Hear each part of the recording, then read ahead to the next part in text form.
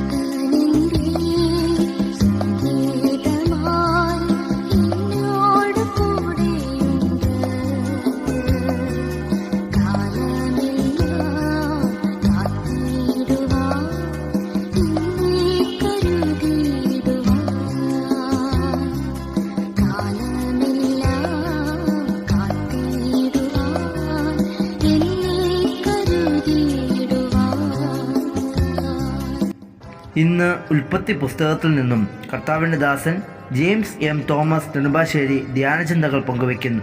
പ്രാർത്ഥനയോടെ ശ്രവിച്ചാലും. ദൈവനാമത്തിന് മഹത്വമുണ്ടാകട്ടെ.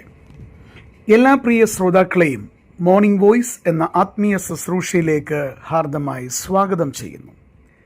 ഉൽപ്പത്തി പുസ്തകത്തെ അധികരിച്ചുള്ള 316 എപ്പിസോഡാണ് അങ്ങ് ശ്രദ്ധിക്കുന്നത്. ഉൽപ്പത്തി പുസ്തകം 40 അധ്യായത്തിലൂടെ നാം യാത്ര ചെയ്തുകൊണ്ടിരിക്കുകയാണ്. നാം ഓർത്തതുപോലെ 40 അധ്യായത്തിൽ യോസഫ് എന്ന യൗവനക്കാരനായ മഹാഭക്തൻ പാപം ചെയ്യാത്തത് മൂലം കാരാഗ്രഹത്തിൽ ആക്കപ്പെടുന്ന കാഴ്ചയാണ് കാണുവാൻ കഴിയുന്നത്. വളരെ ദുഃഖകരമായ സ്ഥിതി എന്ന് മാനുഷികമായി നമുക്ക് തോന്നുമെങ്കിലും വാസ്തവത്തിൽ അതിലും ദൈവത്തിൻ്റെ പദ്ധതിയുടെ നിർവഹണം നമുക്ക് കാണുവാനായിട്ട് കഴിയും. നാം അനേക കാര്യങ്ങൾ അതിനോട് ബന്ധപ്പെട്ട് ഓർക്കുകയുണ്ടായി. എന്നാൽ ഇന്ന് ആ കാരാഗ്രഹത്തിൽ സംഭവിച്ച മറ്റൊരു പ്രധാനപ്പെട്ട വസ്തുത നിങ്ങളോട് പങ്കുവയ്ക്കുവാൻ ഞാൻ ദൈവകൃപയിൽ ശരണപ്പെടുകയാണ്. 8 വാക്യത്തിലേക്ക് വരുമ്പോൾ സ്വപ്നവ്യാഖ്യാനത്തോട് ബന്ധപ്പെട്ട് യോസഫ് പറയുന്ന ഒരു വാക്ക് നിങ്ങളുടെ ശ്രദ്ധയിലേക്ക് കൊണ്ടുവരുവാൻ ഞാൻ ആഗ്രഹിക്കുന്നു. യോസഫ് ഇങ്ങനെ പറയുന്നു.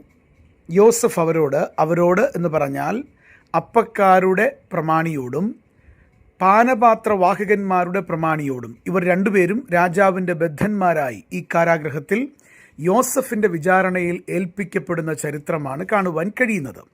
അവരോട് പറയുകയാണ്, സ്വപ്നവ്യാഖ്യാനം ദൈവത്തിനുള്ളതല്ലയോ, അത് എന്നോട് പറവീൻ എന്ന് പറഞ്ഞു. അവർ കണ്ട സ്വപ്നത്തെക്കുറിച്ച് പറയാനായിട്ട് ആവശ്യപ്പെടുമ്പോൾ ഇവിടെ പറയുന്ന ആ വാചകങ്ങൾ നിങ്ങൾ ശ്രദ്ധിച്ചുവോ? എന്താണ് യോസഫ് പറഞ്ഞത്?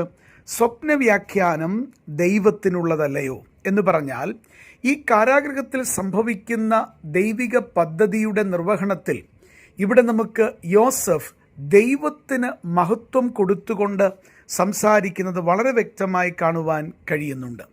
വാസ്തവത്തിൽ സ്വാഭാവികമായിട്ടും സാധാരണ മനുഷ്യർ അല്ലെങ്കിൽ ആത്മീയ കാഴ്ചപ്പാട് കുറവുള്ള ആളുകൾ, അത് മിക്കപേരിലും നമുക്ക് കാണുവാൻ കഴിയുന്നൊരു വിഷയമാണ് ഇനി പറയാനായിട്ട് പോകുന്നത്. അവർ തങ്ങൾക്ക് തന്നെ മഹത്വം വരുന്ന തരത്തിൽ സംസാരിക്കുവാനുള്ള സാധ്യതയുണ്ട് എന്നുള്ളതാണ്. എന്നാൽ സ്വർഗത്തിലെ കർത്താവിൻ്റെ ഹൃദയപ്രകാരം ജീവിച്ച യോസഫ് എന്ന യൗവനക്കാരനായ മഹാഭക്തൻ തൻ്റെ ജീവിതത്തിൽ കാരാഗ്രഹത്തിലും സംഭവിക്കുന്ന വിഷയങ്ങളിൽ കർത്താവിനെ മഹത്വപ്പെടുത്തുന്ന അനുഗ്രഹീതമായ വാക്കുകളാണ് ഉദ്ധരിക്കുന്നത്. അവൻ പറയുന്നത് ഇങ്ങനെയാണ്, സ്വപ്നവ്യാഖ്യാനം ദൈവത്തിന് ഉള്ളതല്ലയോ.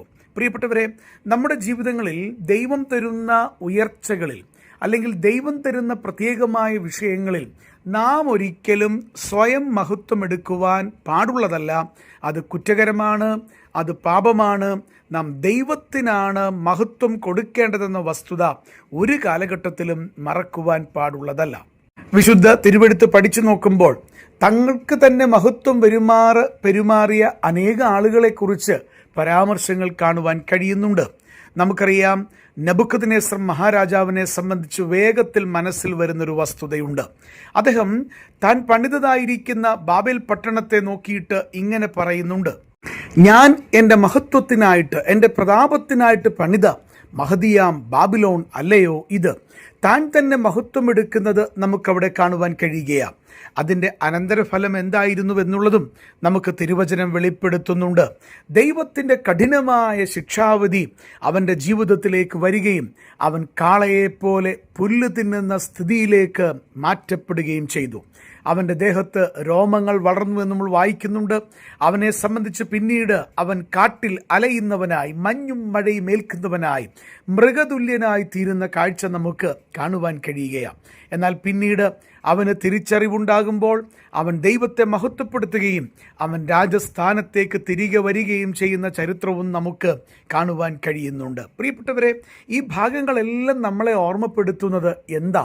നാം ദൈവത്തെ മഹത്വപ്പെടുത്തുന്നവരായി തീരണം. നമ്മുടെ ജീവിതങ്ങളിൽ ദൈവം നൽകുന്ന ഏത് നന്മയിലും, കർത്താവ് നൽകുന്ന ഏത് കൃപാവരങ്ങളാലും, ദൈവം നൽകുന്ന ഏത് ഉയർച്ചകളാലും നാം ഒരിക്കലും നമുക്ക് മഹത്വം എടുക്കരുത്. നമുക്ക് അങ്ങനെ ഒരു സ്വയം മഹത്വം ഇല്ല എന്നുള്ളത് തിരിച്ചറിയുകയും കൃപയുടെ അടിസ്ഥാനത്തിലാണ് ദൈവം നമ്മളെ ഉപയോഗിക്കുന്നതെന്ന് തിരിച്ചറിഞ്ഞ് സകല മഹത്വവും കർത്താവിൻ്റെ പൊന്നുപാദങ്ങളിൽ അർപ്പിക്കുവാനായിട്ട് നമുക്ക് സാധിക്കുകയും ചെയ്യണം. ഇവിടെ നമ്മൾ ശ്രദ്ധിച്ചു നോക്കുമ്പോൾ യോസഫിനെ നോക്കുക. അവന് വേണമെങ്കിൽ പല കാര്യങ്ങൾ പറയാനായിട്ട് കഴിയും.